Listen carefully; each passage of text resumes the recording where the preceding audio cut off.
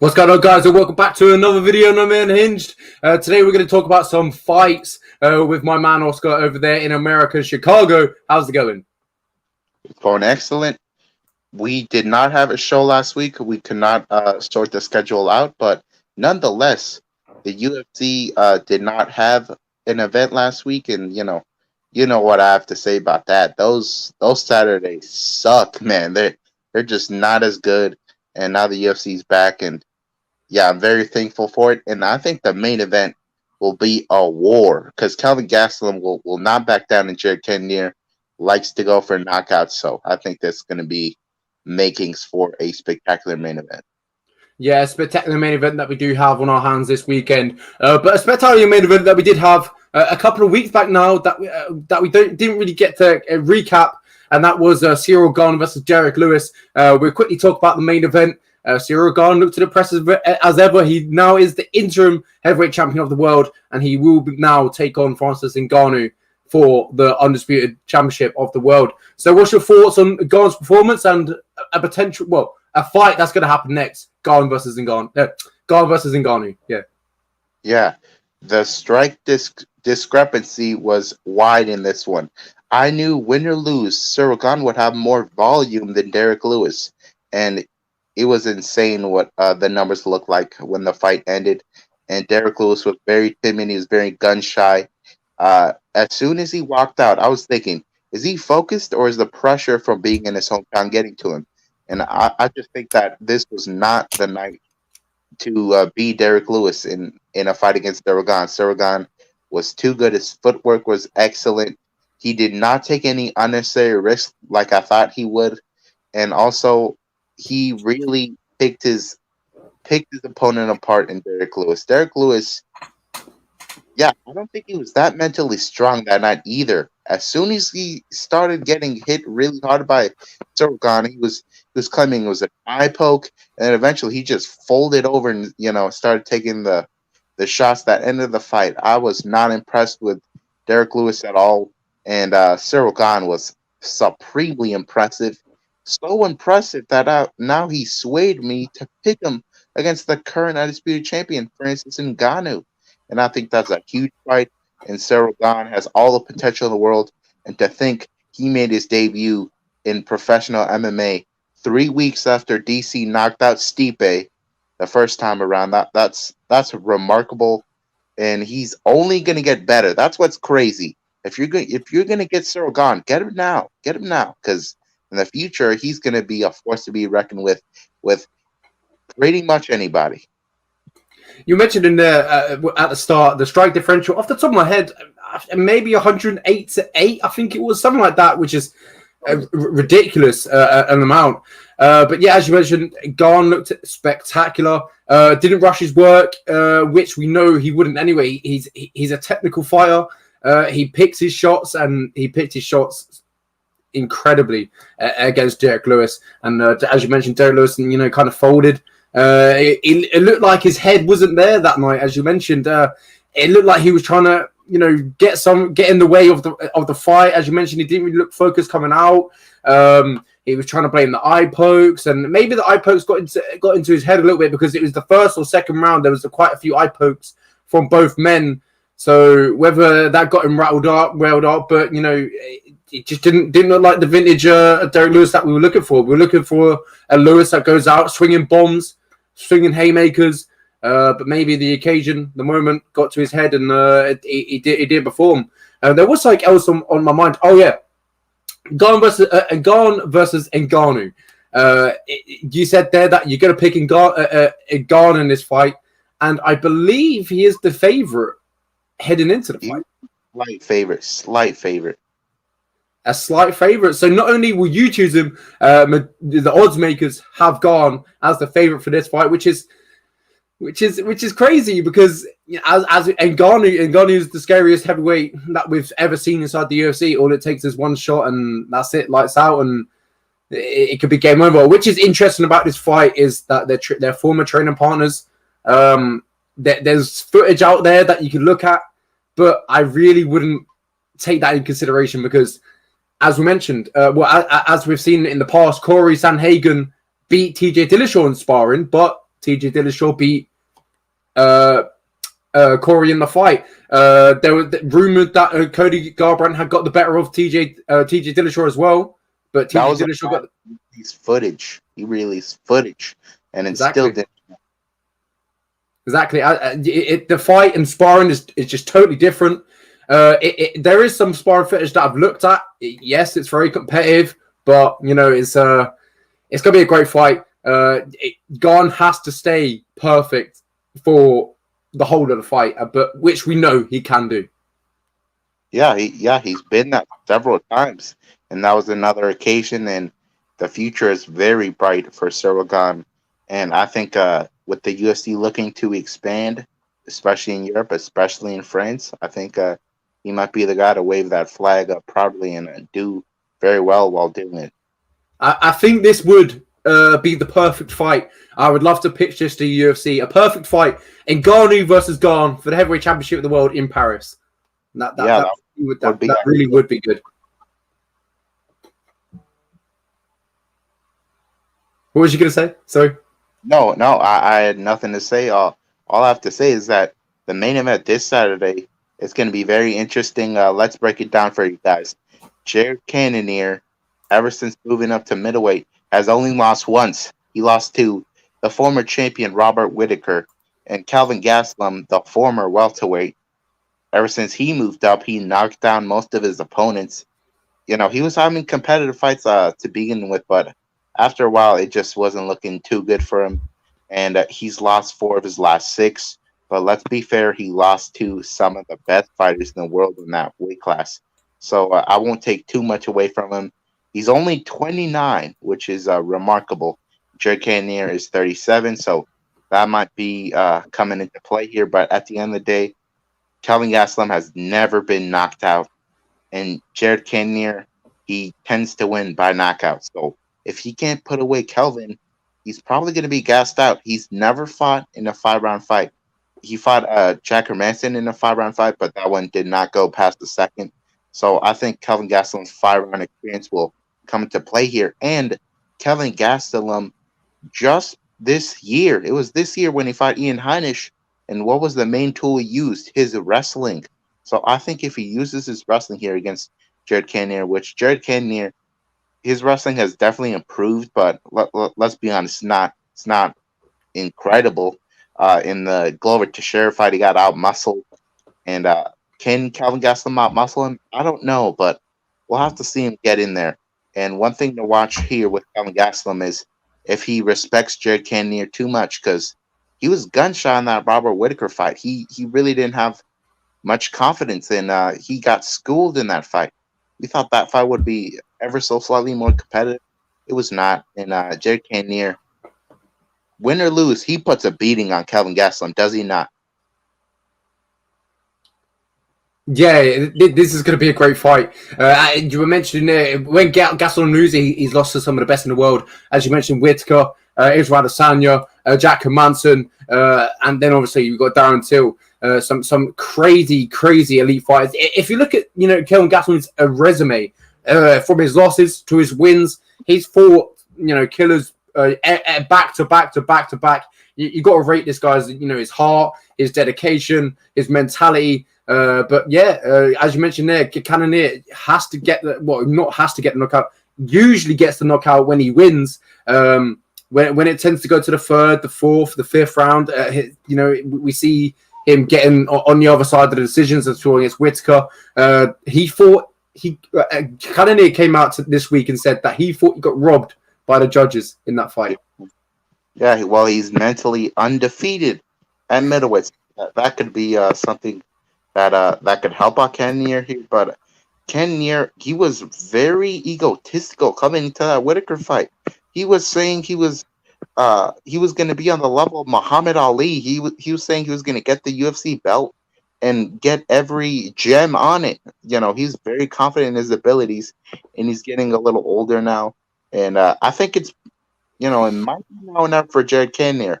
Adesanya's expressed interest in fighting Jared, and I think he needs to win this fight if he wants to get a title shot at some point.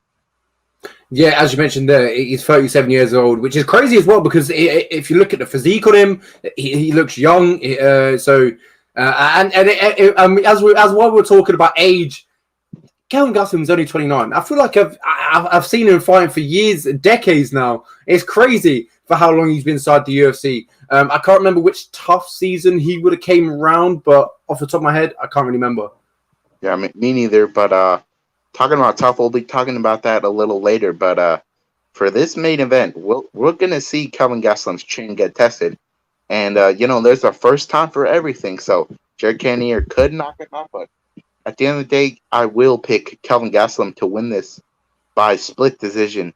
I think this is a little similar to the Vanderlei Silva Rich Franklin matchup in terms of one guy will look for that knockout, but one guy can, he can go longer and he can use his wrestling a little bit. So I think Kelvin Gastelum will have a Rich Franklin-esque performance like the rematch against Vanderlei. I think it could be a little similar to this because Jared Cannonier probably could be in a situation where he nearly finishes Kelvin and he gasses himself out trying to do so. So I think that's how it goes. And Kelvin Gastelum is an underdog, so it's not a bad bet.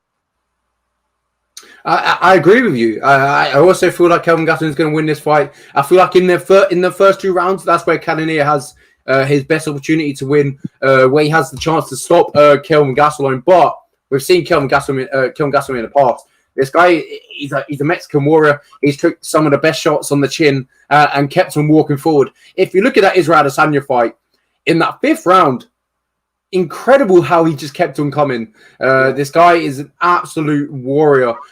He's took some of the best punches, as I mentioned, and I see him taking Cannonier's punches. Will he be dropped? Most likely. I feel like he's going to be hurt at some point because, Cannonier hits hard. Just ask David Branch how hard he hits, or Anderson Silva, or who else did he fight before that? He fought Jack Hermanson. Yeah. Yeah. So, if Cannonier connects, it could be a short night for him, but I think that chin of Gastelum's going to hold up, and I feel this is going to be a decision that is going to go to the hands of the I was going to call him Mexican there, but the American native. Yeah. They're both American. Yeah. Well, what do you want to say there? But I do know that this will be a very entertaining main event, and Kelvin Gastelum, I think this is a huge fight for him. He needs to win that. As you said, he hasn't won a lot.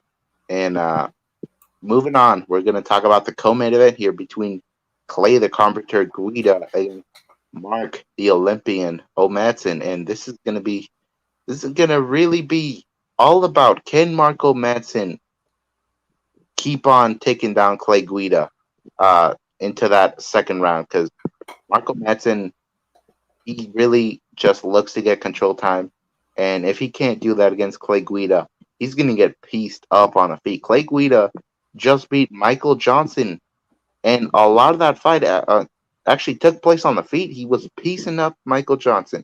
So even at 38 or 39 now for Clay Guida, he's still making some improvements. And Mark O'Madsen, he's young in his MMA career.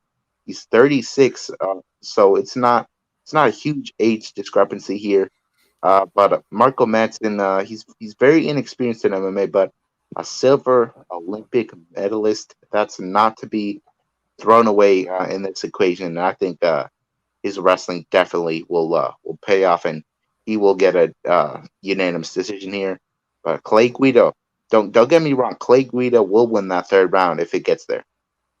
Yeah, as you mentioned there, the age is Mark O'Madsen, 36 years old. So he came into the game so late. But before that, as you mentioned, a silver medalist in the Olympics. Was it freestyle wrestling, or I presume it was Greco-Roman? Greco-Roman. See, I wasn't too sure whether it was Greco-Roman or freestyle wrestling.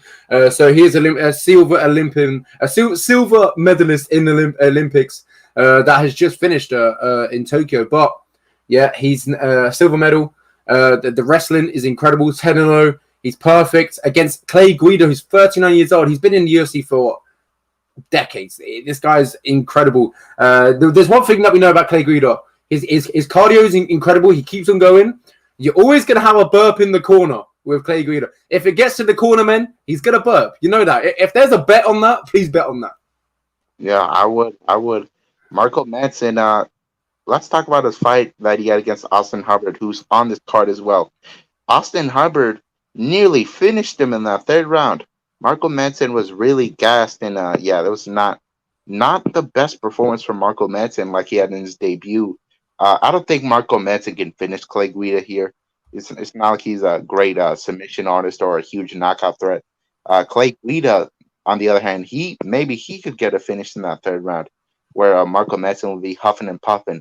One thing to note here is Marco Manson, he moved to Fight Ready MMA, where Henry Cejudo trains, the Korean Zombie, Paulo Costa, Patricio Pitbull, as many others, and that's an excellent camp. And they work with a decent amount of wrestlers there, and they know how to make them advance in the MMA game. And I don't know what improvements we'll see from Marco Manson. It's been about 18 months since we've last seen him fight, so who knows what kind of improvements he's made.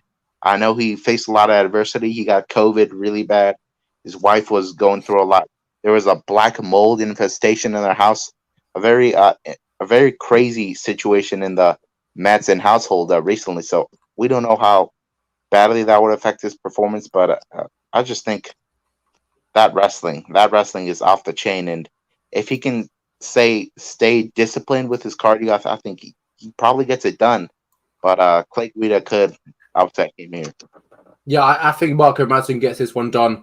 I feel like it's going to be obviously, I feel like it's definitely going to the judges' scorecards. Definitely, that's something that's a bet on. I don't see Marco, as you mentioned, I don't really see Marco Manson as a submission threat to Clay Guida. As you mentioned, he's more of a control time guy, and unless in these months he's gone away, he's learned his Brazilian jiu-jitsu and really knuckled down on that. But I don't know. I just see Clay Guida being able to survive the submission offense from Marco Manson, but he's going to get controlled on the ground for me, and it's going to be 15 minutes. Well, actually, I'm going to call it 12 and a half minutes. Yeah, 12 and a half minutes of domination from Marco Manson, and then Clay Guida will get up, and then it will be a risky 2.5 minutes for Marco Manson. Yeah, I assume that would be the case here. I think Clay Guida probably can take him down in that third round. That's how bad he looks in that third round. Clay Guida specifically said he wants to take him down just just to get a win over him, at least morally, even if he loses. So yeah, Clay Guida has 20 losses here. So there's really a game plan out there that's proper to beat him here. I think Marco Manson has enough cardio possibly to do it here, and he'll get the win by unanimous decision. Moving on to the heavyweights on the main card, Chase Sherman takes on Porker. I'm going to keep this one fairly simple. I think Chase Sherman gets this one done, but that's not a lot of confidence because, I don't know why. There's not a lot of confidence in this pick. And, when there's a 50-50 fight, Oscar likes to call it a pick and fight. Would you call this one a pick and fight, or are you confident with your pick? Trey Sherman is one of my most confident picks on this card. A lot of people are judging him based off the Andre Arlovski fight because he got popped by USADA after the Isaac Villanueva fight. He got popped by USADA in his fight after that. He fought Andre Arlovski, but he had a tear on his leg. I forgot what exactly the injury was, but it was pretty significant to the point where his goal when he fought Arlovski was to not embarrass himself. He did not want to get finished there, and even with the injury, he was able to stun Arlovski. He nearly got the finish there, and he probably would have finished Arlovski had it not been for the injury, to be honest. I picked Arlovski there by decision, but Chase Sherman is no joke, and Parker Porter, let's be honest, kind of a joke to a lot of people. He's really out of shape. He's kind of a journeyman in this MMA game. His third fight was against John Jones. He's been finished several times, and his debut did not go well. And his second fight after that against Josh Parisian, he survived the flurry in the first round, and he got a decision win there. But it was not the best of performances there. I think Chase Sherman, not only does he hit harder than Josh Parisian, but he's got better cardio. So I think Chase Sherman will smash him and finish Parker Porter in the second round with a vicious ground and pound. Wow, I agree with you. I think Chase Sherman gets this one done. As I mentioned, probably the pick I'm going for, but not too much confidence in it. But you have more confidence in this pick than me. So hopefully Chase Sherman turns up, gets the win. I remember watching this guy making his debut. He was against Rashad Coulter, maybe, and it was He got some nasty knockouts early on. Yeah, and then dropped off a bit, got released from the UFC, but made his way back into the UFC. The one thing that makes it interesting for me, I believe I'm correct in saying that Chase Sherman has quit his job of being a full-time firefighter to actually pursue his career inside the UFC for the second time around. He doesn't want there to be no mistakes. He wants to give his full effort into the UFC, and I believe he is now quit his job as a firefighter, and he's putting his full focus into MMA now. Yeah, that's really good here, and I think it'll pay off here. And he probably gets a bonus with the performance he puts on old Parker Porter here. Yeah, 100%. Well, that's how we're seeing it. Both choosing Chase Sherman. But in the next one, we got Trevin Jones versus Sari Yokob. Saeed Yokob. Did I pronounce that correct? I know Oscar's very good at pronunciation, so he will take that pronunciation out of my mouth. So go ahead. Yes, Saeed Yokob Kakramanov. I think this is not the hardest fight for me to pick here. Saeed Yokob Kakramanov, he just missed weight, so he's probably not in the best condition possible, and this is on short notice. And he's fighting a killer in Trevin Jones. Trevin Jones has 6 losses on his record, but don't get fooled there. 5 of those were by split decision. So this guy could easily be a 19-1 fighter. And also one of those no contests. The guy was smoking dope the week of, and does that help him? No, it doesn't. That would probably detract from his performance, if anything. So that win is super legitimate against Timur Valiev, which is a high-level fighter. Timur Valiev is a very high-level fighter, and he knocked him out in that second round after facing a lot of adversity in the first. Though Trevin Jones, he's battle-tested, and he's got that crazy one-punch knockout power. Mario Batista had never been knocked out before he fought Trevin Jones. Timur Valiev had never been knocked out before he fought Trevin Jones. And Trevin Jones said, there's a first time for everything, and I'll do it to you. And yeah, that's going to be the case here. Saeed Yokob has been knocked out before, and Trevin Jones, he fills you out in that first round, but when the second round comes around, watch out, because he's going to put you to sleep. And that's what's going to happen here. Trevin Jones by second round knockout. As you mentioned there, Trevin Jones versus Timur Valiev, one of the most dominant rounds I've seen in MMA for a very long time. Timur Valiev put on a clinic in that first round against Trevin Jones, and Trevin Jones came out in the second round and was like, no, that's not happening again. Hit him with that nasty combination, put the lights out. But, in that first round, he looks like he's not there all sort of. He's, maybe he's... he doesn't get started quick enough, but in that second round, he really turns it on. So maybe if I'm Saeed Yokob, I'm in that first round trying to put it all out there, all on the line. But if he doesn't get the finish, the only way I see him getting a finish is submission. I don't really see him getting the finish on the feet. So his best chances are probably trying to take this fight to the ground. But if he doesn't get that finish, Trevin Jones is coming right at you in that second round, and he's going to knock your head off. Yeah, one thing to know with Trevin Jones is you got to pick your poison with this guy. He'll knock you out on the feet, and he's a black belt in Brazilian Jiu-Jitsu, so he can mess around and submit you there. He has an equal amount of wins by submission and knockout. So even if Saeed Yokob tries to grind him out, he's going to have to watch out for some submissions.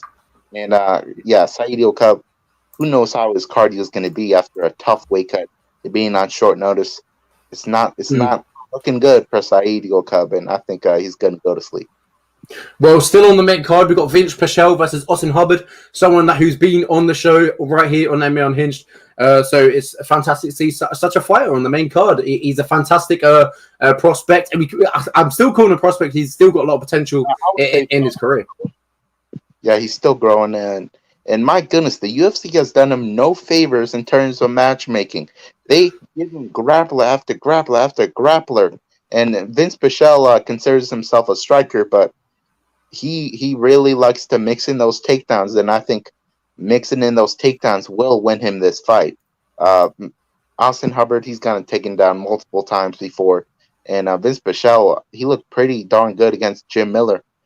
Jim Miller, of course, won the first round, but his cardio just took a dive, and Vince Paschall took over. And Vince Paschall has really good output too, and I think he'll ground this fight out and win a competitive but a pretty definitive unanimous decision here. This is the odds makers have this at a near pick'em, but they have Vince Paschall as a slight favorite now. Originally, Hubbard was the favorite, but a lot of people recognize that Vince Paschall can definitely ground this fight and win it. Yeah, 100%. And that's the way I'm going with it. I think Paschall gets this one to the ground, and it looks of a submission. But I see Austin Hubbard just staying in the fight for the whole 15 minutes in this one. He's a gritty fighter. We've seen that in the past, and we've seen what happened in that Max. I don't know how to say his name. How do you say his second name? You know. Max.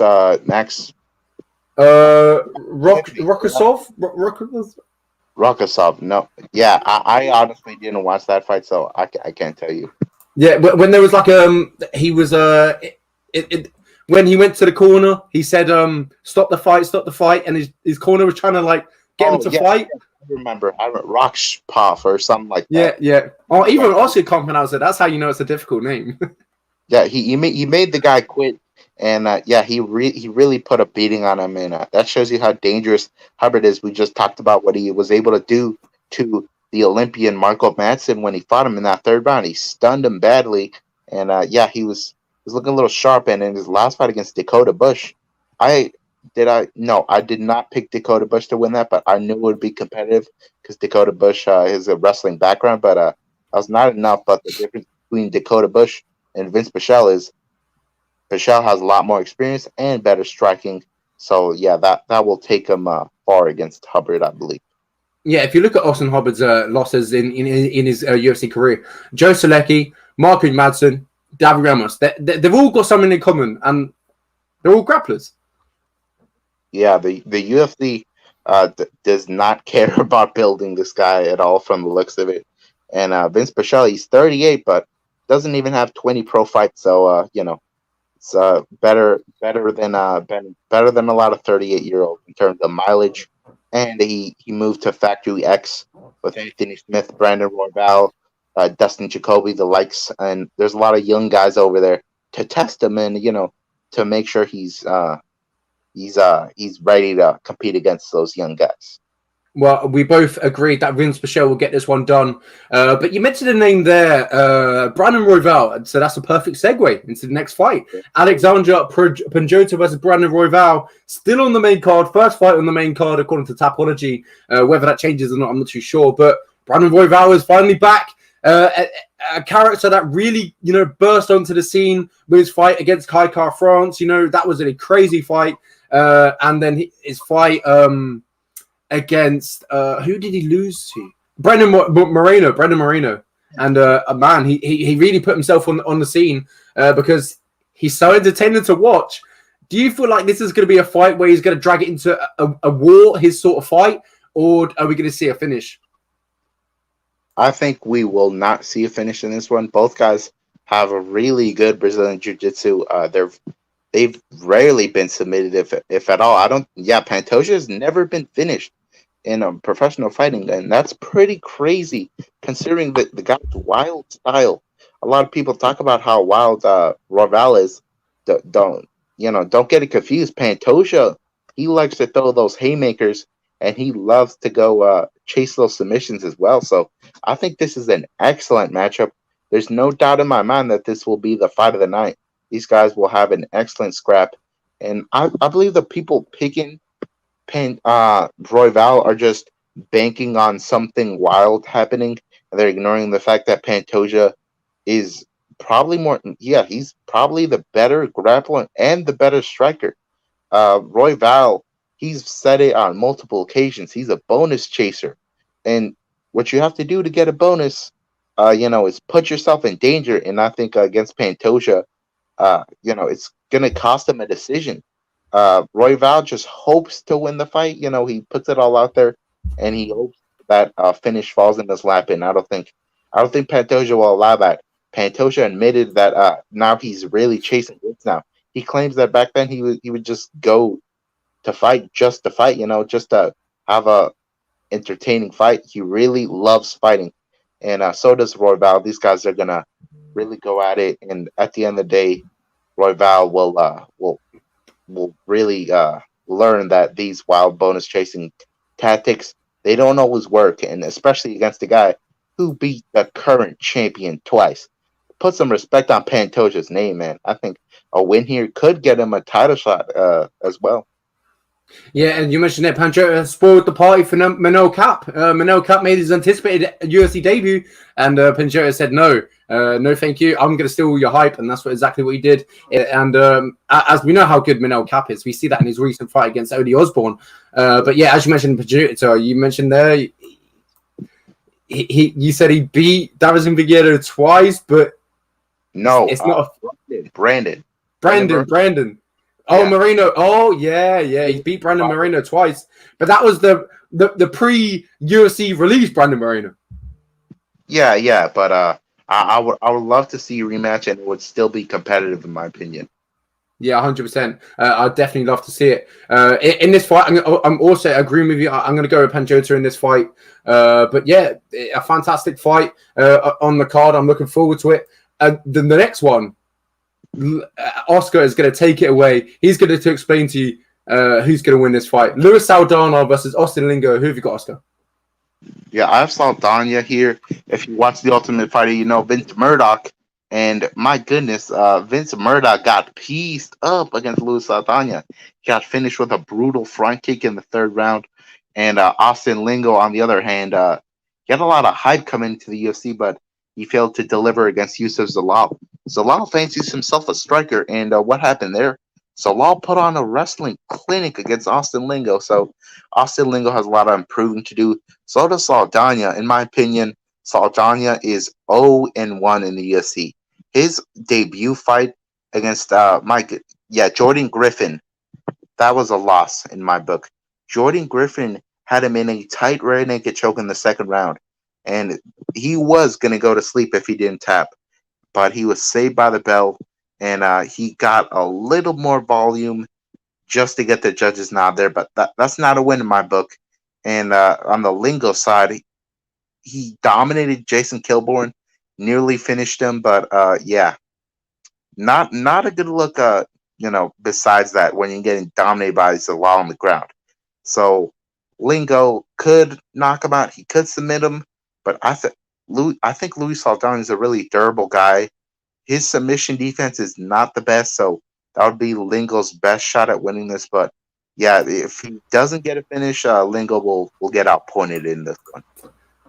I agree with you in this fight. Luis Saldana, if you look at the fight, how many fights he's had in his career? 15-6 in his MMA career. A lot more than Austin Lingard. So maybe the experience factor may pay in this fight. And as you mentioned there in his UFC debut, Jordan Griffin, you put your thoughts onto that. And he's got a contender series win against Vince Murdoch, who we saw recently in the TUF 29 season. So a fantastic win as well, because Vince Murdoch was meant to have his UFC debut, but obviously had that brain scan and it got delayed. But now he's on TUF, so hopefully he makes his appearance on the TUF final. I'd like to see him, get a shot inside the UFC. That would be nice. But yeah, in this fight, I'm going to go with Luis Saldana. I'm going to keep it short and simple. Yeah, Saldana he's a very impressive guy from the Contender Series, and I would love to see more fights from him in the future, especially after a win over Lingo. And moving on, this is my most confident pick of the night, guys. I'm taking Brian Boom Kelleher to obliterate Domingo Pilarte. Domingo Pilarte has a 7-inch reach advantage here, and could he use it? Sure, but I don't think he's got the chin to do it, and I don't think he has the cardio to do it either. But I think before anything, Brian Kelleher, he's got some decent power in those hands. He was able to knock out Hunter Azure in that second round, and we know about that Boomatine. So if Pilarte tries to go for a lazy takedown, he'll get caught in that too. So at the end of the day, Kelleher will finish him with with a tremendous right hand. Second round, in my opinion. Pilarte does not have great durability. If you saw the Journey Newsom fight, he got absolutely slapped in 1 minute, and that's not impressive at all. Especially when Pilarte was a huge. He was not a huge favorite in that one. He was definitely bigger. The guy's huge for this division, but yeah, he just doesn't make the best use of it. And Brian Kelleher has much more experience. Brian Kelleher all the way, man. I think Brian Kelleher should be given a higher ranked opponent. If you remember the Ricky Simone fight, Ricky Simone he's knocking on the door of the top 15, and Pilarte is one of these guys that they're way outside of the top 15 in a super stacked division. Brian Kelleher, he probably will never crack the top 5, but man, against guys like Domingo Pilarte, he'll have his way with them. Yeah, I'm predicting it now. I think Brian Kelleher goes into this fight, gets the knockout in spectacular fashion, gets on that mic, and he calls out Sugar Sean. Oh, I would love that. It appears Sugar Sean is matched up with Frank Yeager. Those plans are far from concrete, but that's the direction the UFC is going to, according to Ariel Helwani. Yeah, I pretty much agree with you on this fight. I think Brian Kelleher goes in there, gets a spectacular performance, knocks him out. As you mentioned, Pilarte, not the most durable of guys, been knocked out before, and that's the way I see it going as well.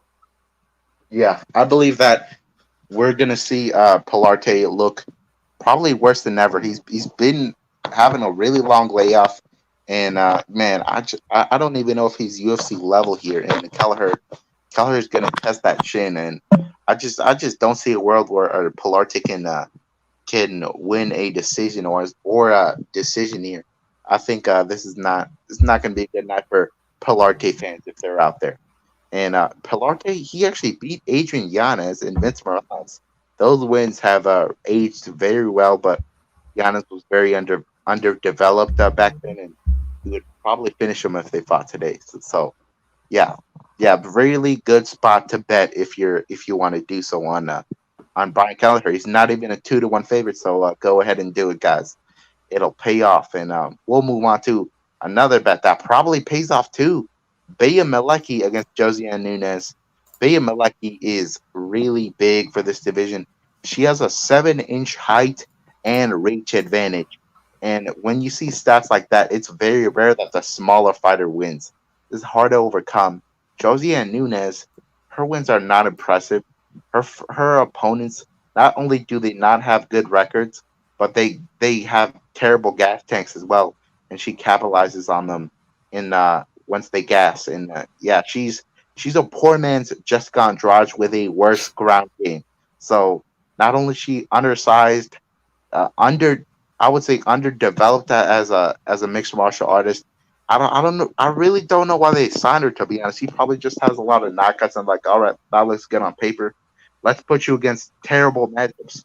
And Beya Maleki is a seasoned Muay Thai striker. That's why at only 4-0, she's already in the UFC and she's undefeated as well. So Beya Maleki could get a stoppage here, but she probably just outpoints her. And she probably bullies her in the clinch. I think she could also get a submission here because I'm not impressed with Josiah Nunes' ground game at all either. Josiah Nunes really never goes for takedowns either, so I don't really see it playing out there. But Josiah Nunes, my goodness, it's really not the best signing I've seen from the UFC recently. And Beya Maleki will use her size and get a pretty drama-free win, I would say. Yeah, I agree with you. I think Maleki gets this one done. We were talking about this one before we went live, and you were confident in the pick, and you pretty much made me confident in the pick. At first, I really wasn't too sure about it, but I think Maleki gets this one done, and I think she gets this one done fairly comfortably.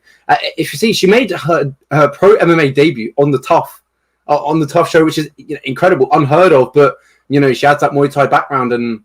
That's pretty much what got her on the show, and she's had 2 fights before that. Dada Santana and Veronica Macedo. She's only 2-0. It's incredible. She's at 4-0.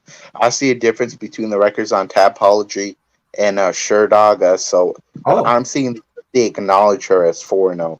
So maybe some of those amateur fights were actually pro fights. Not really sure about that. she's very inexperienced, but I think her Muay Thai experience will definitely serve her well against Josie and Nunes.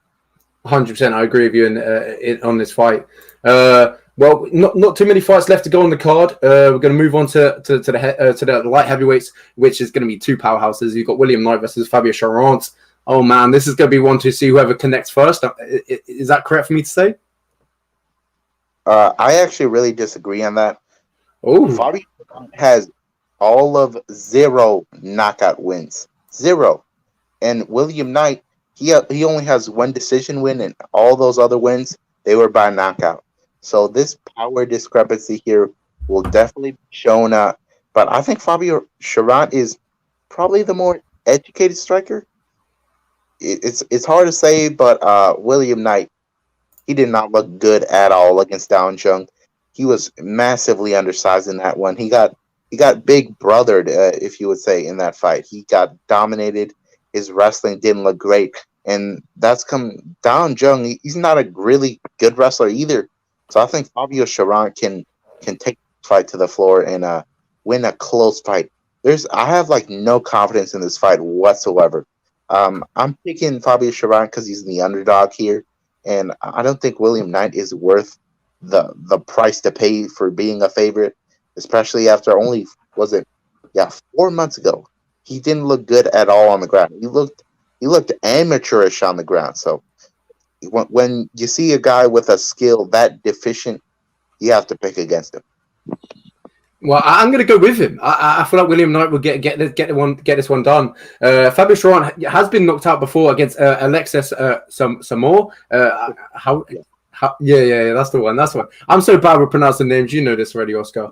But yeah, he's also in the UFC now, and I feel like William Knight with that power, he hits that truck, man. You just look at the frame. The way this guy makes 205 is incredible because he's a freak of nature, and I think he's going to land. And I feel like he's going to land early, and he's going to put the lights out of Fabio Scherrance in this fight, and he's going to get back to winning ways.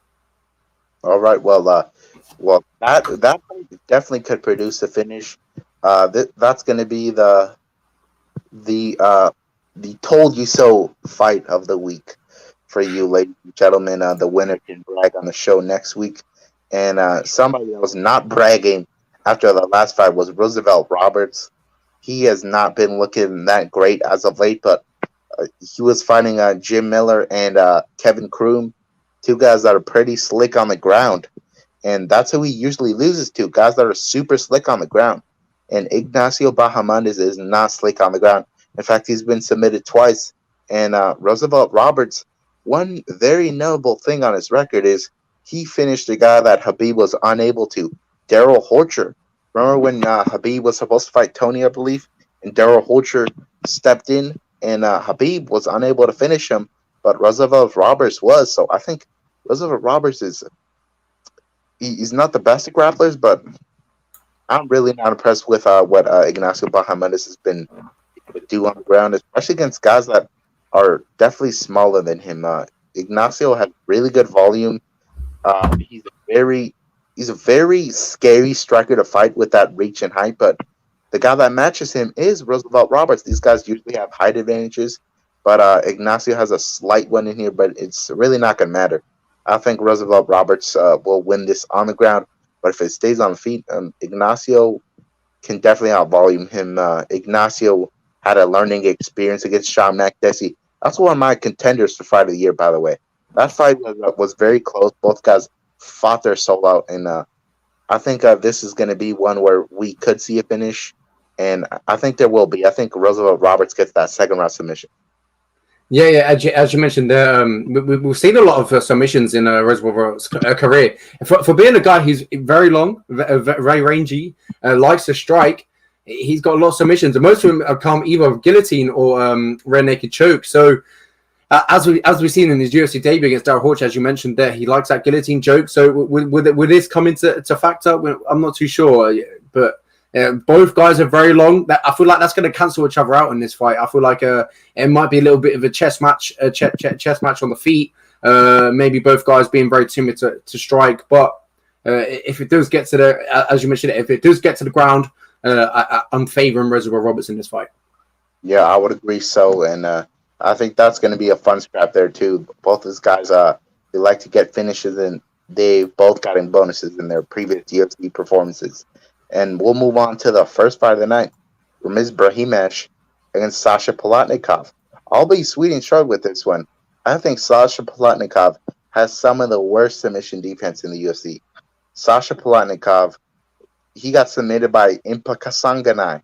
Impa Kasanganay, his claim to fame, unfortunately, is the knockout loss to Joaquin Buckley. But his submission skills are nothing to write home about. The guy was a football player, very athletic. He transitioned to MMA a couple years ago, and I don't know what his BJJ credentials are, but they cannot be out of this world.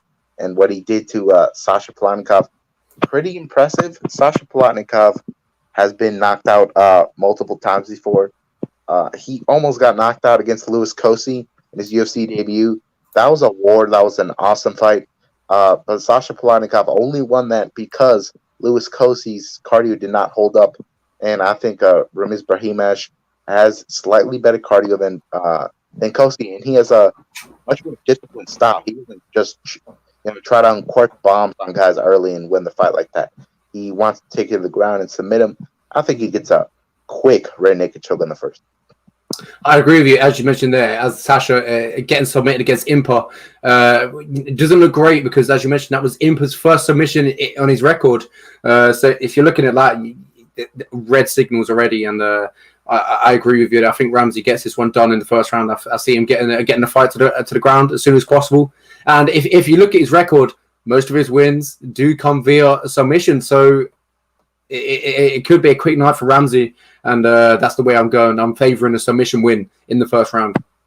Yeah, that would be my pick as well. And yeah, it's going to be a very tough night for Sasha Polotnikov. Talking about tough stuff, let's talk about the last episode of The Ultimate Fighter Season 29. This has been an enjoyable season. A lot of people were they were hating on this season because there was not a lot of heat in the house. The banter in the house was not as entertaining as previous seasons. But it really doesn't matter if you have excellent fights and finishes, which that was the case here. And now we have the finale set for the bantamweights and the middleweights. They're fighting on August 28th, and I think that's a wonderful addition to the card. We also have two middleweights fighting on the card as well. Really good stuff to see here. And tell me what you thought. Before we talk about what happened to the middleweight finale, tell me what you thought about Trey Gore's beautiful fight, as Brian Ortega called it, against Gilbert Urbina. Trey Gore? Yes, tell me about what you thought about his knockout win over Gilbert Urbina. Yeah, Gilbert Urbina, he has two brothers have fought before inside the UFC. I can't remember the names off the top of my head, but he's had... There we go, perfect. Oscar knows. But yeah, it was a fantastic performance, topped it off with the knockout. But it's just, I would love to see him in that final, but unfortunately, he did get that injury. But his opponent, coincidentally, Gilbert Urbina, is the one who's stepping up to fight Brian Battle in the TUF main event. So he's got a chance to pretty much redeem himself. And if you look at the card top to bottom, it's fantastic. It's a great card. Kevin Lee versus Daniel Rodriguez. Oh my God, that's a great fight. And Brian Battle versus Gilbert Urbina for the TUF championship. That's gonna be a good fight. I'm looking forward to that. I'm favoring Brian Battle in that fight. I would say so. Brian Battle, he defeated the odds-on favorite to win the whole thing, Andrzej Petrowski, who is an NCAA Division I wrestler, and he trains with the Gracies.